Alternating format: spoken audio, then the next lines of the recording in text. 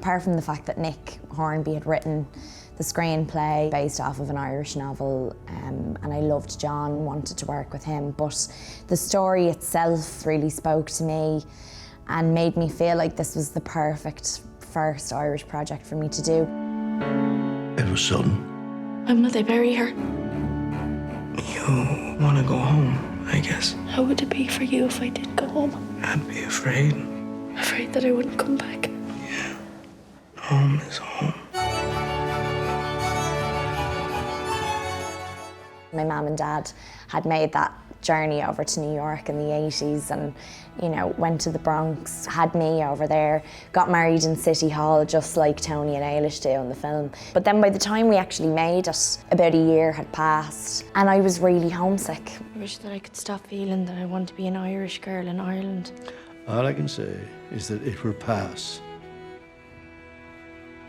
I was very much emotionally in the same place as this girl. To have an experience like that where you emotionally are running parallel to a character that you're playing on screen, and so you're never able to hide, you're never able to kind of break away from it really.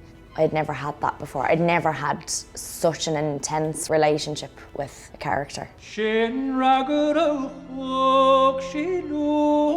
guys still had to very meticulously recreate a bygone era of the city in Montreal. So I'm curious what the most difficult elements of putting that together were, and did your limitations kind of add any value to the film? I always think limitations do add value, and that's probably because I started directing in the theatre, where the lack of money is never an excuse for a lack of an idea. But the most difficult thing was actual amount of shooting time that we would have every day, you know, because that much money that we had, the amount of money we had, spread very thinly over 3 countries. And you're trying to create a period film. You know, Montreal was fantastic for us, but I was very anxious as we were going there about authenticity and how to sort of conceptually make sure that we were getting the most bang for our buck on the screen. When I read the book, things started to resonate, and particularly about being a small town boy who wanted to get out. I think that's a way in for a lot of people. I saw in there the potential for something that could really mess an audience up emotionally. First of all, I think the struggles of young women can be inherently more dramatic, especially, I guess, with period. You know, you've got Brooklyn End and education. There were constraints on movement and thought that probably invisible to men, but were very felt by the young women. Eilish, from the look of you, you have greasy skin. Is that right? What do you do about that? Just, well, I wash it, Mrs. Q, with soap. It's quite a conservative world that Eilish is negotiating her way through. She's in this boarding house. There's this sort of pressure on all of those young girls to get into a relationship and get a marriage and get out. And that, you know, the film doesn't take that at face value. It looks at it and it says, well, this is what it's like, and actually look at the sort of interiority of their lives in the middle of that.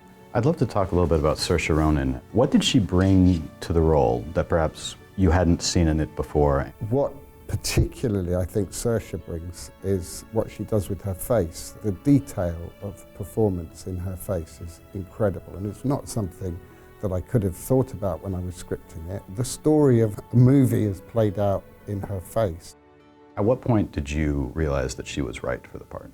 As soon after I became attached to the film, she's enormously intuitive about where the scene needs to go. Chatting with her about the context of the scene, you could see that within 5 minutes, she would go from being in the room into the exact state that she needed to be in, and would be listening to what you were saying in order to gradually work herself down to that state.